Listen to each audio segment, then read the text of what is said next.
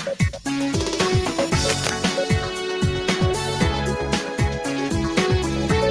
right, everyone, and welcome back to Recharging the Human Battery Radio. I'm here with my co-host, Mandi, Dickey. We are on AM 950 radio, and today I thought we'd kind of share some insights in why, as medical providers, we decided to do what we do.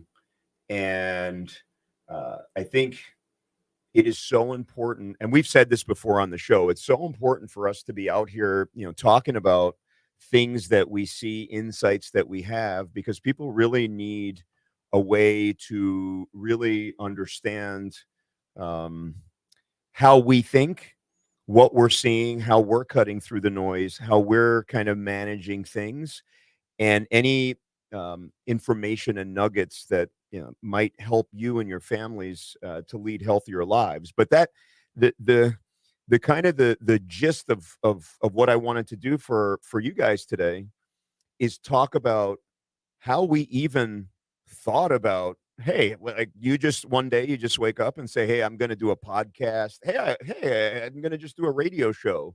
And I know today, right, everyone's a podcaster, everyone does this and that, but I'll tell you, in our medical field, when I sit there, for example, in the doctor's lounge, and there's docs and nurse practitioners and PAs, really none of them are doing podcast. I mean, I know a lot of people that are doing podcasting, but they're not really around me. Most of us don't do this.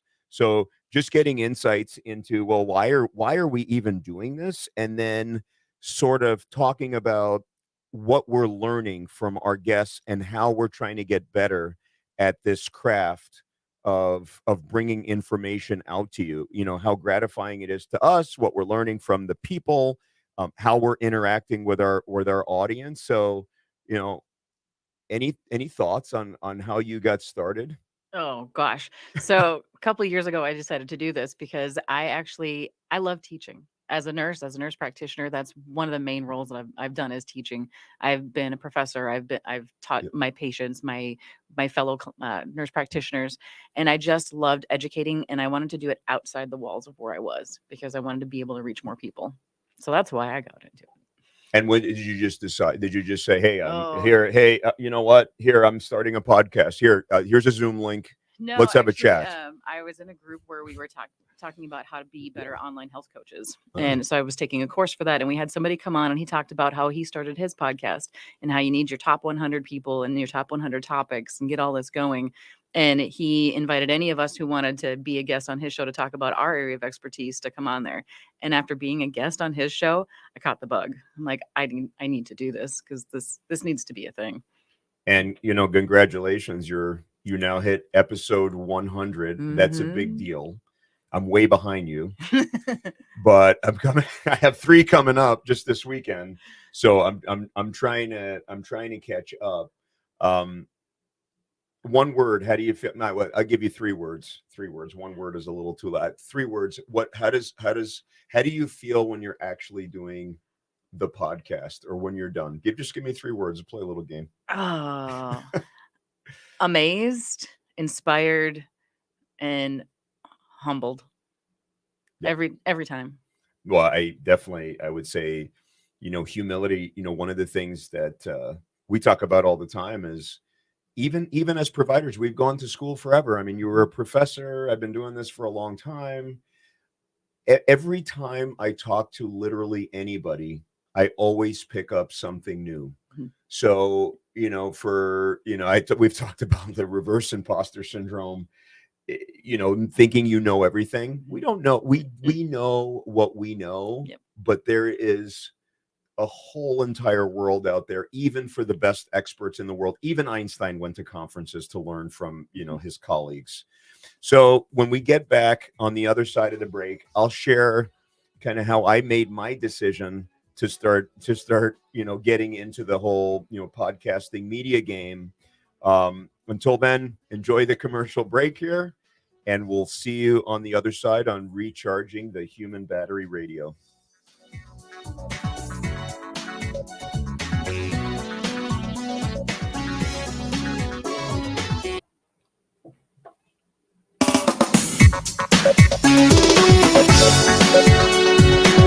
welcome back. We're on the other side of the commercial break here on AM 950 radio. This is Recharging the Human Battery. Glad to be sitting with Mandi. She's back in action this week. And, we're just shooting the breeze here about how we got into this podcasting world, now doing this radio show. First of all, I'll just say that, you mentioned the bug. I absolutely have the bug. It's something that I'm really passionate about. I'm going to make it a huge part of kind of my future aspirations, to be on radio, to continue to grow and expand the podcast. And I have some like some of the people that are going to come on the podcast coming up. I know you've just had an amazing guest on the podcast, world-class guy. I've got some incredible people coming up on the podcast, and I can't wait. And what's cool about doing this is the more you interact, and again, you're on episode 100, I'm in my in the 30s. The more I interact with the people that I have on my show, the more it makes me want to do it, because it is so interesting. Especially, we all do different formats, and on my show, I started, like I was saying before, to you, is I started a little bit more. I don't want to say scripted. I'm not a scripted guy, but at least I would have a general outline of how I would want to do the show. Now, I just come prepared as far as exactly knowing kind of what the guest is doing.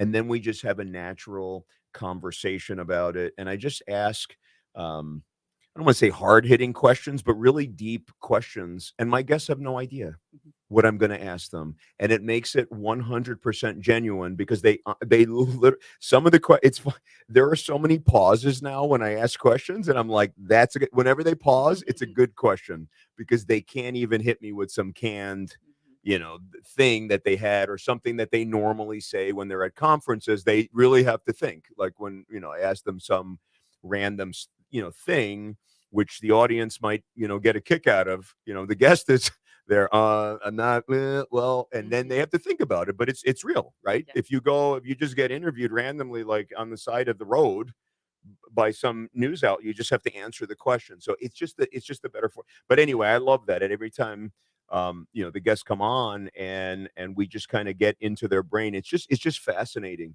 to just see how people think. It's just like, we both have children, and it's just so different, like how they all are just, they're so different. They're just so different from each other. But anyway, really briefly, and then I'll get on to the next question.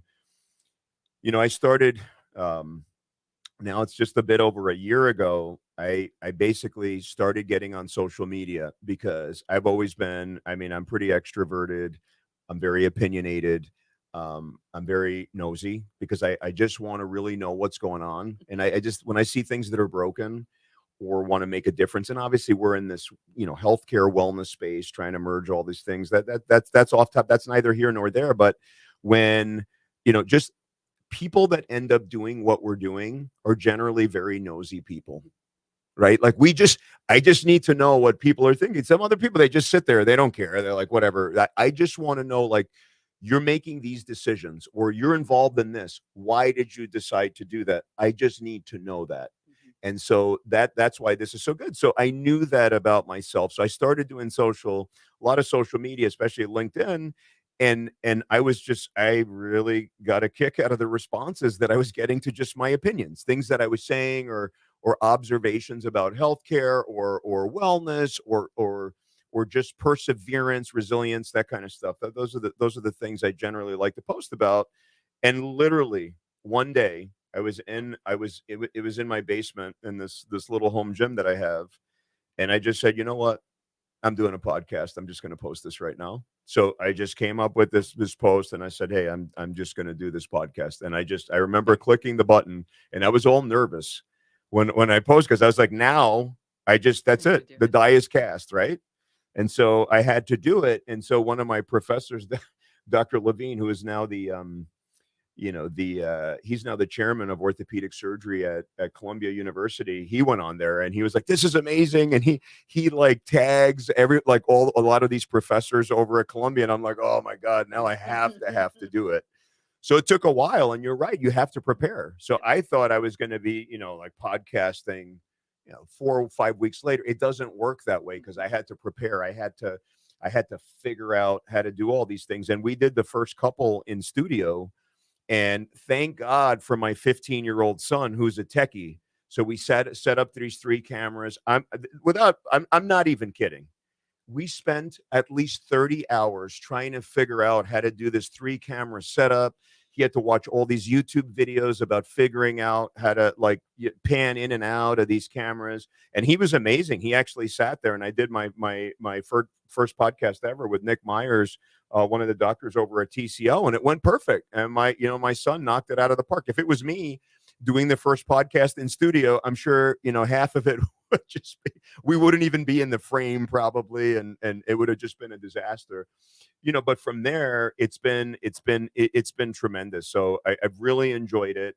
And so the next thing I think I really want to get into is what we love it. Obviously, we love talking to the people, but what are we learning from it? So do you want to share, like, let's start, we could just go back and forth. Tell me about a really memorable guest that you had on the show, and why it was so memorable, and really what you just came out of that thinking, like if you learned something amazing, or if you were like overwhelmed by it, or you cried, whatever whatever it might be.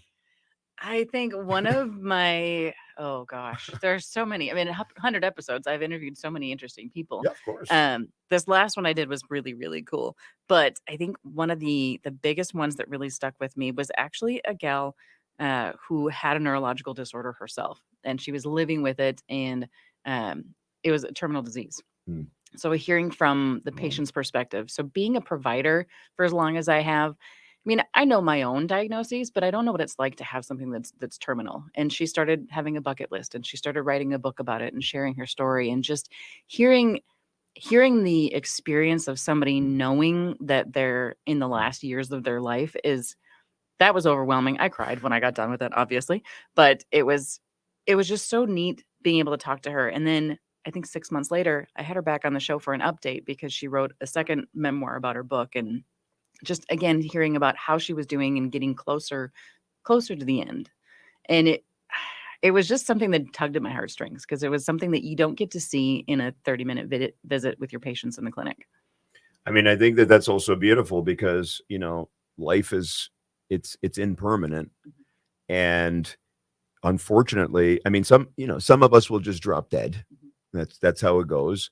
But many people do have a prolonged course where they know that the end is near. Whether, I mean, go to a nursing home, right? Go to a hospice, go to a memory care facility. These people are at the end of life, and I've always found it fascinating.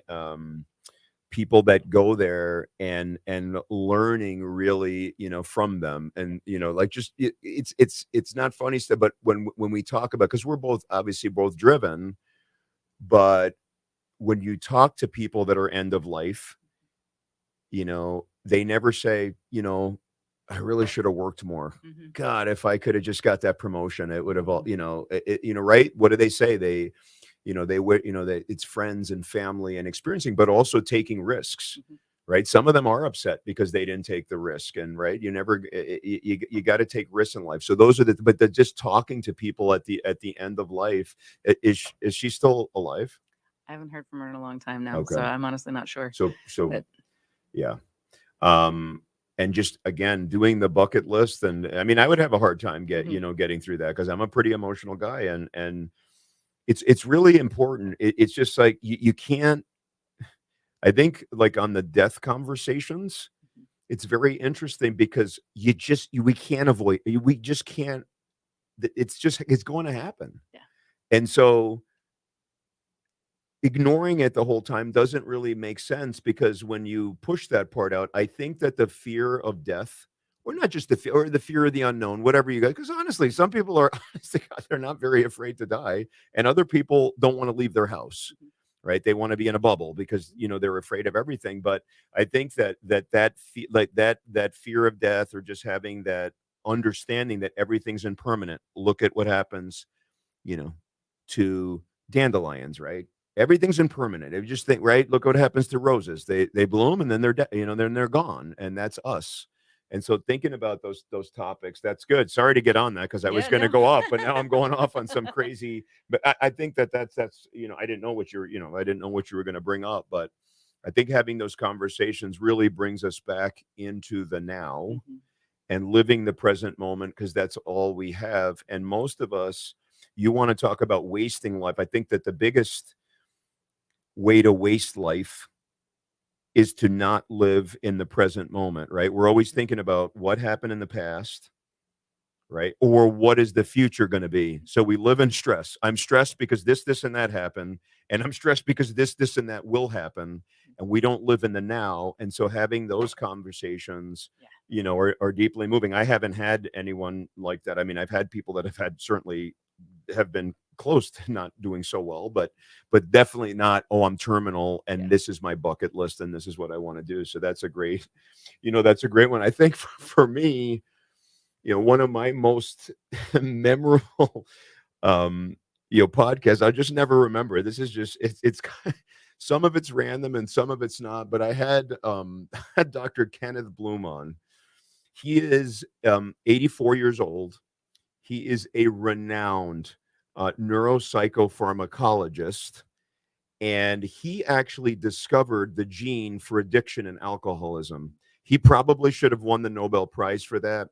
He's also discovered all the alleles in the brain reward center that are responsible for us being addicted, and he came up with something called the genetic addiction risk score, which I'm a big proponent of. Although there's some ethical considerations that are way beyond this discussion. I urge people to go to that podcast and watch it. But basically, it tells you if you have X amount of these alleles, if you have these many, you're very high risk to become addicted. If you get on substances or people get eating disorders, they get all this other stuff. The less you have, the less likely you are to get addicted. And I think that would be a great thing for us to know as physicians or as people. Like if we have it, I want to know if I'm going to be addicted. So I know, well, maybe, I shouldn't ever, get on this, or maybe I need a different way to treat my post-operative pain because I'm a very high risk to get addicted. But again, that was the nuts. So anyway, the reason that I bring up that one is, number one, this guy's 84 years old and his energy level makes me look like I'm asleep, right? So I had to keep up with him. And I can tell you that before we started the podcast, I was on with him at least an hour. And then afterwards, it was literally like I was on the call with him the whole day. Okay, that's how long the thing was. Oh, and our podcast was 2 hours in between. And then there was all this other stuff. But the funniest thing is that we're doing the show and the lighting in his house is just terrible. So he's like sitting in the sun. So like the sun is on his face. You can't see the guy. You can't do anything. And here comes his wife in the back. She's looking. They're trying to figure this out. This before the show. So she's throwing like bed sheets over the window to try to get this dark, and he's doing it. It was amazing. It was just the funniest thing. And then he's just trying to figure out, getting his hair to look right on the show while this is going on. I'm over here just cracking up. So it was just a great way to start this very intense, episode. And then afterwards, he online again with his energy level. And this is what I love passionate people. 80 Like, let's do this again. The guy's 84 years old. He does a 2-hour podcast with me where we go into hardcore science about epigenetics and alleles and what he's doing and how he feels like there's so much corruption in the system that has blocked a lot of really important things from going. And then we get off of that and he's even more energetic because then he's unfiltered after the podcast. And oh my god, I mean, just let the cat just let the cat out of that. I mean, just like a cat with the yarn. I mean, he was just going crazy on organizations and what happened and telling me all these background stories. One of the most fascinating people that I've ever been a part of. And I see that, and all I think to myself is, geez, that's why we need to follow our passion. That guy is dialed in. Mhm. He's still writing article after article now. And I was like, I need to do things with my life where if I get to my 80s, that's going to be my level of energy. Not like, oh, I'm doing this because I want to make sure that my bills are paid and I have enough money in retirement. That's all good and fine. Obviously, I'm not telling any of you guys to be destitute and living on, on being on a park bench. But what I am telling you is you got to follow you really have to follow your passions. And the people that tend to go on podcasts and want to tell their story, they're really dialed into what they're saying. They're not on the show because they just want to talk, or they're not salesy. Like, I have not had one person that's trying to sell their stuff. Even if they own companies or do whatever, boom, they're out here really trying to get this message out, and they feel like it's really their life's mission.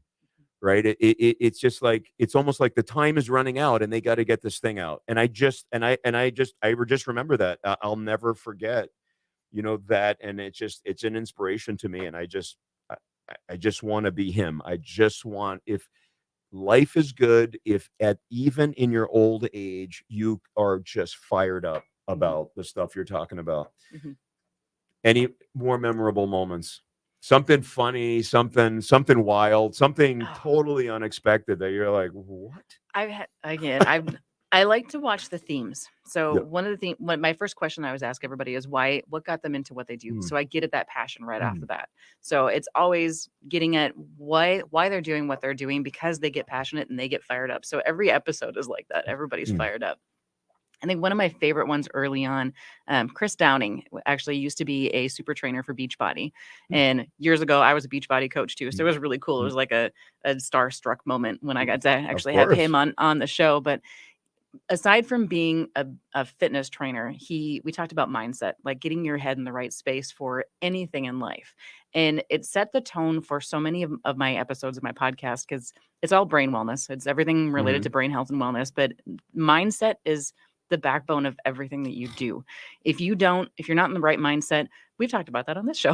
If you're not in the right mindset, you're not going to be able to do anything in life. So having that mindset and knowing what you want in life, where you want to go, just sets the stage for everything. We talked about fitness on that show, sure, but that Yeah. was kind of a side thing. It was Mhm. it was all the mindset, and just hearing this guy have this much passion about getting people in the right mindset to better their lives. I think that was probably a really cool moment, and that was like episode 6 of my show early Of on. So course. having that set the stage for everything, it was so cool. So cool. No, I think, it's absolutely true. Mindset is everything. Mhm. Self-belief, believing, things can be better, having hope, having resilience. I had a guy on that we just talked about, just all his 9 pillars of resilience.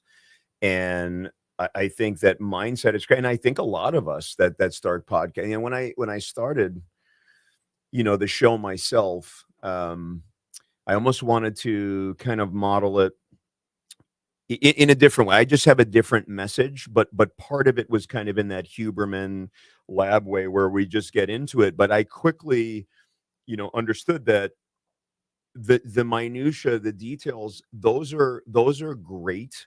And I think for kind of like the hardcore, biohacking community, and the I want to live to 172, that community, they want to know every detail. Oh, what does this brainwave do? And what is but it quickly, I just morphed into, I think that it's more about themes and understanding, what is going to make people improve their lives better, right? It's very basic. One of the basic messages, it's the most basic thing, and it just sounds like it almost sounds it's but here's a life hack. Do the things that you know are good for you, and then don't do the things that you know are bad for you. It sounds the most simple thing, but it's difficult for people, and I see that. That's why people are in poor health. That's why they're not working out. That's why they are procrastinating. That's why they're doing this and that. And so everything goes to mindset. Yes, on paper, it's very simple. Don't do the good things, don't do the bad things. It's very basic. Everybody knows if your diet is McDonald's every day, it's not going to work out well. but you convince you, right? It's the mindset that allows you to do it. Oh, it's okay for today. It's okay. And that's why, even though we're both, again, like we're hardcore, Western trained, whatever, that are now into all this, wellness and all this other stuff. But it's all about mindset because we can preach all day. I can give people lists and lists and lists of things to do. Do this and make sure you take magnesium every night. And here's your zinc level. And this is what you have to do with this. And here's how vitamin D works. And do your biohacking and meditate. And all that is completely useless unless you have that incredibly resilient mindset to be able to do these things. And so much of our population is struggling with so many different things, including depression, anxiety, addiction, the social media addictions, and just being bombarded with mass media. We've talked about all this other stuff before. So yeah, it's funny that we both are going down because we're both. Yes, am I obsessed personally with the minutia? Of course, I'm obsessed with the minutia. Like, for example, like photobiomodulation, I'm obsessed. This frequency does that, and it does this to the cell, and whatever, and that's great. But if they don't get in the red light bed, we could talk about this for. So I think that we're both obviously going to capture a much bigger audience if we tell them the mindset, because then if they have the right mindset, they're going to go and do the thing, itself, which is much more right. And coming from people that are kind of in the know, I think being experts, I think it really helps to kind of bridge that gap and help people to understand that. But that being said, I'll talk about the next day. So I had Dr. Richard Hart on the show. So he's a fascinating story, and he is a guy that was always teased when he was young, um, kind of similar to Rudy, Rudy Rudiger that played at Notre Dame. But anyway, he was 5'2", and he was teased. And they're like, "Oh, you're short, you're weak, you're this and that." But whatever reason, he ended up he went into wrestling, and he started getting really good at it. And that was a kind of his way to just kind of show the world and do his stuff. He became a Canadian national champion wrestler, which was pretty good. And then he started struggling with some stuff. He lost a tough match and he left, but he had this like all and we talked about how resilient, how much of a certain mindset you need to become a champion. And that's no different than becoming a professional at anything you do, right? If you don't have that mindset, it's not going to work. But then when you see like these ultra champions, like himself, when you get to the highest levels, the resiliency you need to go through all these steps to punish your body, to be able to do that, to have the mental resilience. And then he burnt out because he had this loss and then he left. There was all this other stuff. But then he decided, I'm going to be a doctor. And then he was again told, you're too dumb, right? That's not for you. You're just a jock, stick to wrestling. What are you doing? And he found his way through. So he took the principles from there, and then he used them to really get into med school, and he did fine. He went through it. Then he started. So he's a hepatobiliary surgeon, and he started a program in a hospital down the street from one of the most renowned institutions in Toronto. And everybody told him, "Well, you can't build a program here. That's it's like a David and Goliath kind of thing."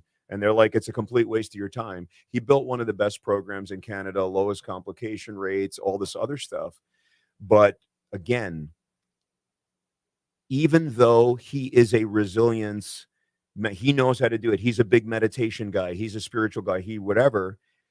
He really talks about how just as he got into trouble as a wrestler because he pushed himself beyond even what his techniques could help him with, and he got burnt out. Same exact thing happened to him, and he actually ended up he became an addict, and he was doing it off, and he never. I mean, in his perspective, didn't really affect necessarily. He never did it when he was practicing or anything like that, but he had an addiction problem. And the truth is, if you look at the surveys on addiction and healthcare providers, most people don't want to look at the surveys on addiction and healthcare providers because it's not what you want to see. So I'm not even going to tell you the statistics. You can look it up yourself. It's alarming, and it's very alarming to me. But very interestingly enough, he ended up leaving medicine and he's starting a company. It is fascinating. So what he's doing in his company, and I know you're gonna, I know you're gonna love it. I know you haven't seen the episode yet, but he is using a combination of all his resilience techniques and mindfulness techniques that he learned as a championship wrestler, but he's combining it with hardcore science. So he uses quantitative EEGs and neurobiofeedback, all these techniques to make people really be able to perform under pressure and achieve excellence. So he wants to add this to all the surgical training programs and then to nursing programs and things like that, where you use virtual reality and EEG, brain EEGs and all the stuff to really see the way that you can handle stress and pressure when things are being thrown at you. Because most times people break down. So two things happen, right? You break down and get burnt out if you cannot self-regulate. And I know you're all about self-regulation. So when you can't self-regulate, things become overwhelming and it is a horrible spiral. So people get burnt out, they get addicted, they get depressed, anxiety, this and that. But importantly, on the patient side, and we got really into this, the reason that I think it's a brilliant idea to really train people how to handle stressful situations, because distraction is the number one cause of complication. And so what happens is, one, the first complication happens because of distraction. There's a lot of stuff going on in the operating room, in the hospital system, in the clinic. So you could get distracted. It just takes one mistake. But then if you're frazzled because you can't self-regulate, one mistake leads to two mistakes, three mistakes, and then the patient's dead. Just being on. I mean, that's the way it is. So we went down that whole path. So I think really training people in how to self-regulate and how to manage that is it's incredibly important. So he has this company, Next Gen Surgery. I think it's going to be revolutionary, and I think obviously he was going to roll it out first in Canada, but I think it should be part of the training programs. And then I got really controversial. Then the question is, I asked the question, should it be part of the screening program? Because the truth is, and I know it's controversial, but yes, I get it. I can hear the people through the I can hear them. I can hear them on the radio saying, well, you're prejudicing this. And it's not about prejudice. I mean, you kind of want your surgeon to be able to handle it when the ship hits the iceberg. Yep. I think that surgeons and other healthcare professionals that have lives in their hands, I think we need to be held to a higher standard. We're not writing a paper. If you're writing a paper in the lab and you do something wrong, you retract it, right? If you make serious errors because you can't handle the pressure, right? We don't say to Navy SEALs, well, I know you can't make it through the water and you rang the bell after 15 minutes, but that's fine. We'll send you on a mission to Afghanistan. I'm sure you'll do great because we don't want to hurt your feelings. Sorry, that doesn't work. So anyway, just fascinating. I think that stuff like that inspires me to want to interview everyone, like everybody on this kind of stuff, because it's fascinating. And I didn't know that somebody was trying to do this specifically for like in our field. And I think it's brilliant. And anything that's like similar to that, where you're just like, holy smokes, this is like I've had revolutionary. so many episodes where people have come on and talk about overcoming something. Yeah. It's time after time. That's part of why people get into what they're doing, whether they're health coaches or whether they work in healthcare, whatever they're doing. They've had to overcome something in their own life to get to where they are, and they learn tricks and tips, and they share those tricks and tips on the show, and how they got themselves through some things in order to get to the point where they can help other people. Some work with physicians and providers on burnout. Yes. So because it's a big thing. And I think something kind of similar, a little bit off, I guess. Michelle Masters came on my show one time, and if you haven't heard her name, she's big in the money world. So she does this workshop every year on money matters, and she's written books on it. But she's also an NLP provider. So she works in the quantum world in your brain. And that was one of the big aha moments when I realized that there are things going on inside of our brain. I mean, I know this. I've worked in neurology forever, but there are things going on in our brain that we don't understand and we don't realize are going on. She talked about how when people can try to overcome things, they don't remember what they're trying to overcome because something happened early on in your life. And around age or 8 or 9, Mm, your brain does this big dump of information that it doesn't see as important. So it might dump the mm, information to why you're feeling the way you're feeling. Maybe you had some kind of trauma, big T, little t trauma, mm, whatever it was. You don't remember it because it happened during that, before that brain dump, but you're left with the mm, symptoms. You're left with the mhm, consequences afterwards. So you might not be able to fix it on your own, and you have to go see an NLP provider or somebody that can actually help you almost into a meditative state so you can actually get over the trauma that you had in your life. And we see that with providers. Things get triggered. We get triggered. We get PTSD as providers. Our patients get triggered with PTSD, but they don't know why. Because they don't know where it's coming from. And it could be from something early in life that they don't remember. And I think it was huge just mhm, realizing that mhm. there's so much that we don't know that we can't control that we absolutely need to ask for help to get beyond those things. No, just what you bring up, 2 things. And so that's what I mean. I mean, we could do, because then it'll spur, people I've Mhm. talked to. So I had a Neil Gannon on my show, and he has these 4 pillars of really how to decrease inflammation and how to lead a good life. But one of his big things, and the emotional kind of side, the psychological emotional pillar, is these trapped emotions, and that's exactly what you talk about. And yeah, I gotta tell you, as I mean, I'm an orthopedic surgeon by trade. It was no one was talking to me about like trapped emotions. If I told my professors, if I started talking about trapped emotions, I would get laughed out of the thing. They would be, I mean, they would putting stickers on my back. That's the trapped emotions guy right there. And so it is so vital. But anyway, Neil Gannon, he's one of my favorite people. He's awesome. And the name of the book is The Vitality Code, if anyone wants to go out and get it. But it's just amazing how these things are trapped. And you're absolutely right. As healthcare providers, and I talked about this with the guest I just mentioned before, Dr. Hart, we see death, we see complication, we see things that don't go, or we just see disease. We see people that come in and they have a tumor, and there's nothing we can do about it, because it's that's it. I mean, yeah, they can get, we can take out their tumor in their spine, they can get, but it's metastasis, it's a metastatic liver cancer, or whatever it might be. And so um things like that affect us. And if we're not able to, and some of us need more, help than others, to be able to talk about it, openly. I'm like an open book, so I don't stop talking. So I'm a big sharer, and I think it's really happened to me, but many people don't. We talked about it. And so I had Dr. David Barron on my show, and so he's the Olympic psychiatrist for a long time. He's been doing this, I think, since like 1980. He's been the Olympic psychiatrist, crazy, like decades. And he actually, I asked them the question on my podcast about PTSD in athletes. And we talked about Simone Biles and Michael Phelps and all these other guys. He said it's a huge problem, but there is no difference between their type of PTSD and when we fail as providers, or when we think we failed as providers, or when we didn't even fail as providers, but we witnessed something that's catastrophic.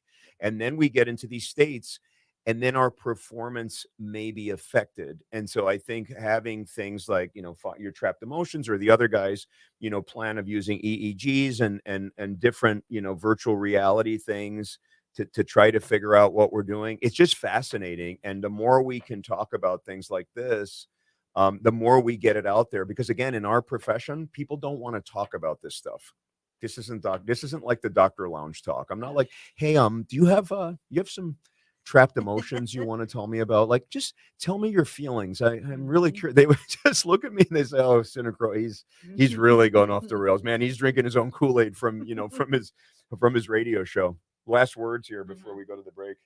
Oh, I think the big thing that I've learned every time is that everyone has a story. Everyone has a story to tell, and everyone has something that we can learn from each other. There's not a single episode in my 100 that have gone by that I haven't learned something from the person on the other side of the microphone. No, we're all unique, and I'm not going to use like, people. it's funny. We're just like, oh, we're all like snowflakes and we're all different and no one, fingerprints. We all have it, whatever. So I don't want to use terms like that because people kind of not that they make fun, they're just overused. I get it. We're all whatever, but it is true. Everybody is wildly different. You 10 people in a room, interview them about the same question. The answers are crazy all over the place. And that's why it's fascinating to be doing this. So on the other side of the break, we'll wrap it up with our closing thoughts. We'll see you in a minute.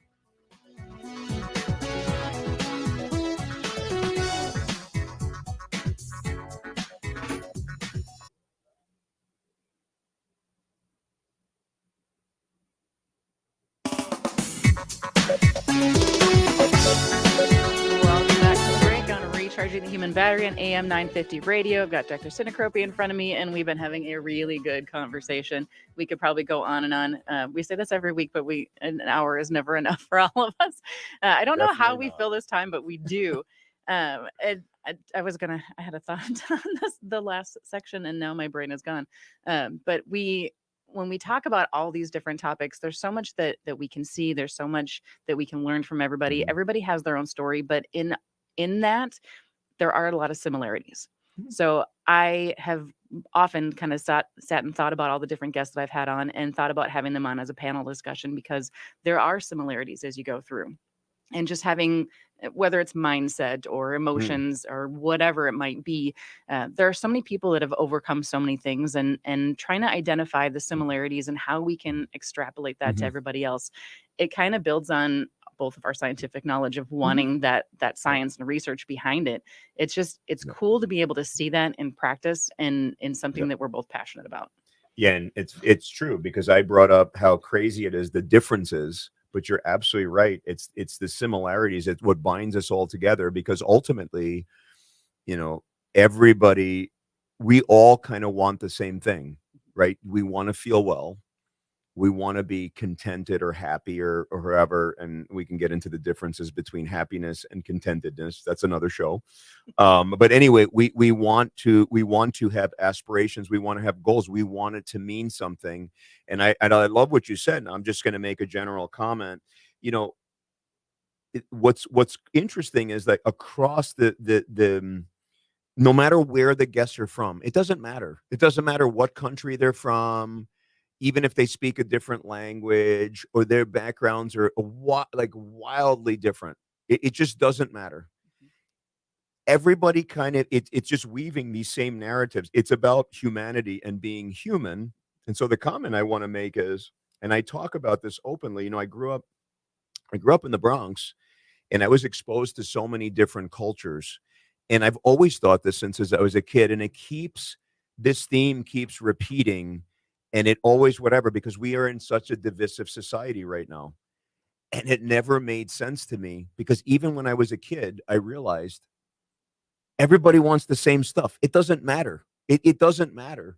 And so to me, like bigotry and, racism, oh, this person, oh, you're this, or you're this religion, you're that religion. It literally never made sense to me. It makes no sense. We all want the same things. People have to understand that's just about power and money and who's in charge. It's all made up.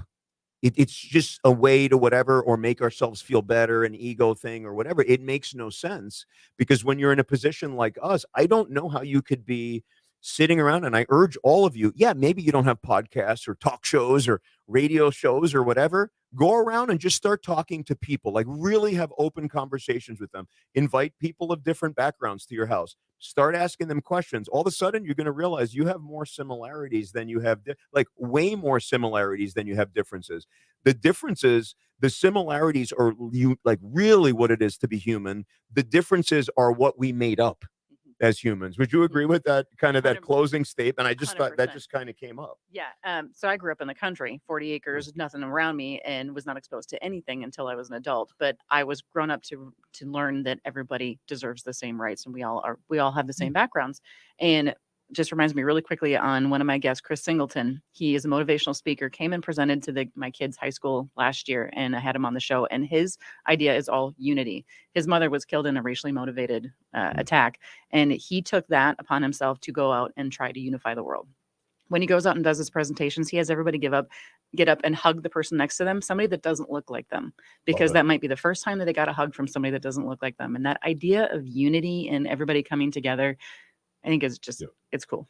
Love it. And I think that you guys should all go out and hug somebody that doesn't think like you, that doesn't look like you, because you know what? We are all the same. And if we treat each other with respect and we understand that we all have our own stories, they're very unique. We all have different aspirations, but in a way they're the same. Boy, it's going to be such a better world. And what we're trying to do is making the world a better place, making people more well. It's a lot easier when you guys all like each other and want to learn and want to do the right thing. So we've got to wrap it up. We'll see you next time on Recharging the Human Battery on AM 950 Radio. Go be well. Take care of your families.